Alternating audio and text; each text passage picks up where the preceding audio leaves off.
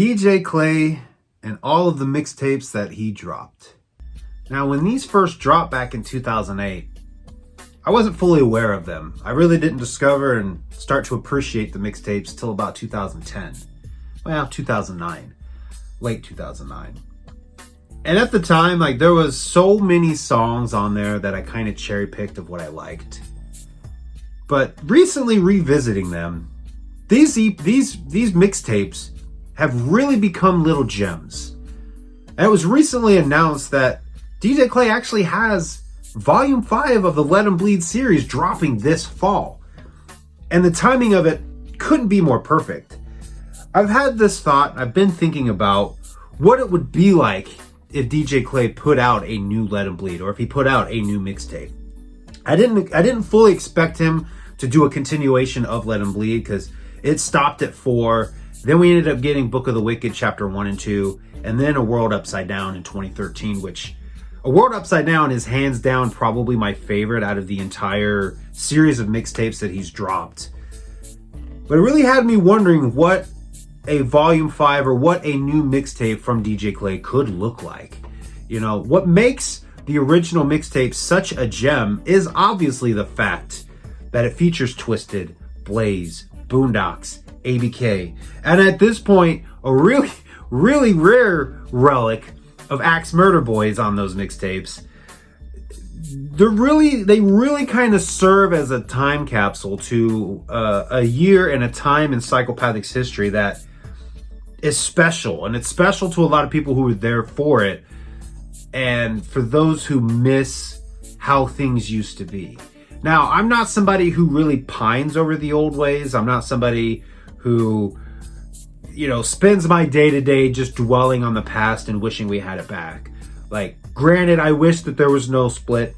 I wish that there was no beef and everybody got along. But, life goes on the way that it goes on, and things happen that happen, and it is what it is. We are where we are. And in a lot of ways, the fact that that is how it happened and that is the way that life went really makes these mixtapes all that much more special for me. Like I said, I've recently revisited them, and through most of the time where I would completely skip tracks, there's a lot of them that I didn't force myself to listen to, but I kind of let the mixtapes play out more naturally. The remixes that I would normally immediately skip past, I let them play, and I was like, oh, there's things in this song that I appreciate a little bit better. There are still a couple of songs on the mixtapes that I just flat out really do not care for, and I'm straight up gonna say it.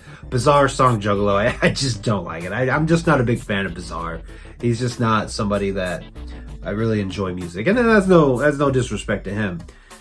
But again, that really got me thinking about the fact that Bizarre was on the second Let 'Em Bleed, or it might have been the third one, with a track, and he wasn't even signed to Psychopathic Records, and this wouldn't be the last time that happened. On Volume 3, you had Tech 9 who made an appearance. Awesome Dre had made appearances. Merciless Amir had made appearances on the mixtapes. 3-6 Mafia, jumping all the way up to A World Upside Down with Cottonmouth Kings. None of these artists were signed to Psychopathic Records. A very good standout one, Whitney Payton, who was on A World Upside Down. And look at her career now. She, I believe at the time, might have been signed to Suburban Noise. Honestly, I'm thinking about that now. She might have been. My point being that these mixtapes were never specifically just for artists signed to Psychopathic Records. And that really led to me thinking what a new mixtape could sound like. And this was all prior to them announcing Volume 5 coming out. So I posted on Twitter when I first heard DJ Clay say this on the Shaggy Show, that there was going to be a Volume 5, and he was kind of teasing it dropping later this year. I got excited. I went over onto Twitter and tweeted, and I was reminded that this is actually something that was originally kind of teased years ago, and I do remember it being teased previously, but there's a lot more weight to it now. We have ICP, Shaggy, DJ Clay, Tierra Diaz. I'd seen somebody say that even Shaggy the Airhead has posted these little images where they're teasing this new mixtape. Of course, Star Wars themed. I absolutely love that it's Star Wars themed. I think it confused a lot of people that it was going to be a Psychopathics from Outer Space, which honestly, I'm really kind of glad that it's not a Psychopathics from Outer Space. those mixtapes or those compilations were more of a capsule to say, hey, this is what our record label is doing, Psychopathic Records. And since Psychopathic Records really isn't functioning as a label right now, I like it better that we're getting a new mixtape. And the fact that it's Star Wars themed, baby, that just fits right in with the fucking series.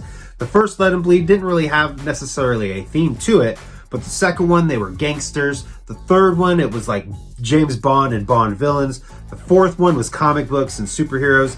And even going forward into Book of the Wicked, you had zombies. Book of the Wicked 2, they were like killers, serial killers. And A World Upside Down obviously being like an apocalyptic event. So this is a theme that has carried on through the mixtapes.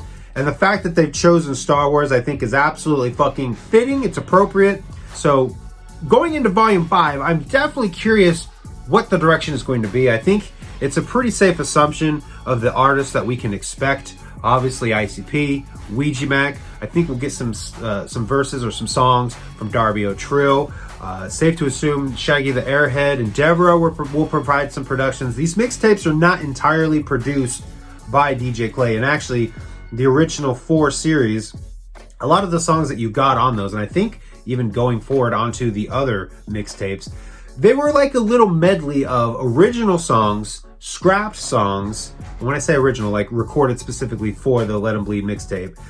So you had original songs to the mixtape, you had outtakes, you had remixes, and they were just really listening to them. Just really had me thinking what Volume 5 could look like. You know, the involvement of all the artists we could have, and not necessarily, again, from just the circle of psychopathic artists. I know one of the images was of 7 hatchet men, and a lot of people are going through, okay, these are going to be the 7. I don't think that that's necessarily going to be the case. I think that image is going to represent the ones that are affiliated with Psychopathic Records that are going to be on this mixtape. But I do still firmly think this very well could have a nice mixed bag of artists who aren't signed to Psychopathic Records, or weren't signed to Psychopathic Records, or are not affiliated with Psychopathic Records right now. I'm very curious who they will have work with them. You know, I would definitely love to see Whitney Payton do some shit. I would love to see Light. I doubt that's going to happen. Love to see Big Hoodoo back in the fold. Obviously, I'm going to say it because somebody's going to say it in the comments. I would love a world where M&E artists or artists who have done work with Magic Ninja Entertainment would be featured on this mixtape. I do not think that's going to be the case. Quite obviously, I think there's no doubt in my mind none of them are going to be part of this mixtape. But I think there are still some really dope potential artists out there not affiliated with Psychopathic Records that could end up on Let 'Em Bleed Volume 5. But I am somebody who's definitely been excited and curious and thinking about more DJ Clay mixtapes specifically. And now with the announcement of Let 'Em Bleed Volume 5, I'm very fucking excited. If you have not listened to those mixtapes, any of them, I suggest diving in and giving them a listen. I think there's a lot of people who are newer to the scene that really could benefit from listening to these mixtapes and kind of getting a glimpse into a former, Psychopathic Records and how things went down, All of these mixtapes dropped on a subsidiary, or how do you say that word? Subsidiary? Like a sub-label to Psychopathic Records called Hatchet House. And every single one of them, going all the way up to 2013's A World Upside Down, had the Hatchet House stamp on it. Curious if that's still a thing. I don't think it is. I think that's been officially dissolved and is gone. But would be curious if they just kind of put it on there as kind of like that throwback to like, hey, Hatchet House is gone, but here's a remnant of it, The mixtapes really were kind of a flagship series that I think carried Hatchet House. I would say if you have the opportunity to, I honestly didn't check if it's on any of the streaming sites. Definitely go check out these mixtapes. I think there's some really dope shit there.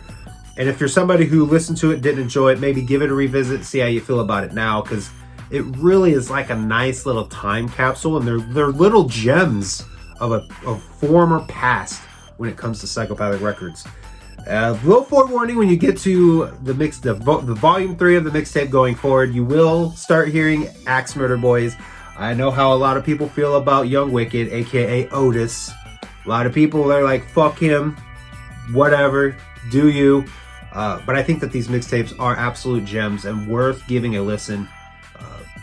Because we got a brand new one coming. So I think you're doing yourself a disservice by not going back and listening to those if you've never heard them. I know you can get a few of them over right now on the Psychopathic Vault, and I think that I had seen, I don't know, never mind. They weren't on the new ICP shop, but they're definitely on the Psychopathic Vault. If you want to grab them to have the physical copy, I would suggest doing that as well. I am very curious if they will repress the box set for this. Very curious about that, considering you can only get the first and the second mixtapes on Psychopathic Vault. I wonder if that's because of Axe Murder Boys, but then that doesn't fully make sense because you can get Book of the Wicked Chapter 2, and that one does have Axe Murder Boys on it.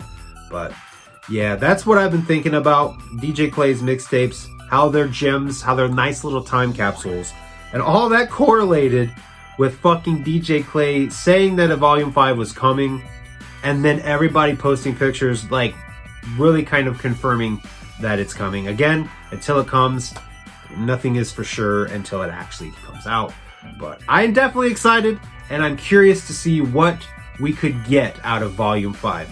Tell me down below what you guys think about this announcement of Let 'Em Bleed Volume 5. Are you excited for it? Are you meh with it? How did you feel about the original mixtapes? I think that they're gems. So tell me down below what you guys think. I thank you guys for watching, and I will see you guys next time. Huge shout out to all of our current channel members: Karmakazi, Ivy Killer, Unique Freestyles, Do It For The Underground, MP23, Seth Moon, aka Callie Green, and Sick Sam. Thank you guys for your support. If you guys would like to join the channel to help support it, link is in the description. Shout out to you motherfuckers.